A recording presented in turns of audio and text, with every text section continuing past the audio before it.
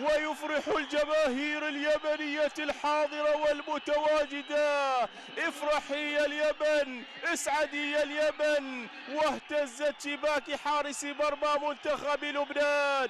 هدف أول يأتي بالأفراح اليمنية في مجمع السعادة. نعم، السعادة كل السعادة أتت من لاعب المنتخب اليمني البديل الذي دخل من أجل أن يسجل، وبالتالي مدين الورد يهدي الورد، بل يهدي الهدف الأول لجماهير اليمن. هدف أول بعد لعبة جميلة ورائعة، والمدرجات نعم الآن هي بفرحة يمنية بعد هدف سجله اللاعب اليمني. هدف أول واليمن يتقدم عزيز المتابع بالهدف الأول، لكن بانتظار أن نشاهد لقطة الهدف وكيف جاء الهدف عن طريق اللاعب للمجموعة بشكل أكبر وأكبر. وهو قبل هذه المباراة كان متصدرا، والآن هو أكد الصدارة. والكرة الآن لهدف ثاني، قد نشاهد الهدف الثاني. هنا لدينا الكرة وهنا لدينا المحاولة. الكرة الآن تعود،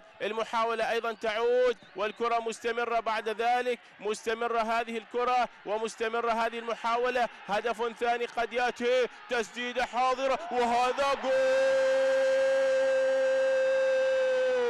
الله الله الله الله الله، يا رهيب يا عجيب، وفي المرمى أكيد. واليمن السعيد سعيد بهذا التقدم، بهذه النتيجة. هدف ثاني يأتي عن طريق اللاعب رقم 2 في صفوف المنتخب اليمني، ويسجل الثاني. والجماهير اليمنية في فرحة جديدة، في فرحة أخرى. نعم، الكرة والهدف الثاني أتى عن طريق اللاعب عمر، نعم هو من سجل، عمر عطاوي هو من سجل بتسديدة من خارج منطقة الجزاء قوية قوية قوية في الشباك. والهدف الثاني أتى، واليمن في غضون 3 دقائق سجل هدفين. هذا هو الهدف بعد كرة رائعة جدا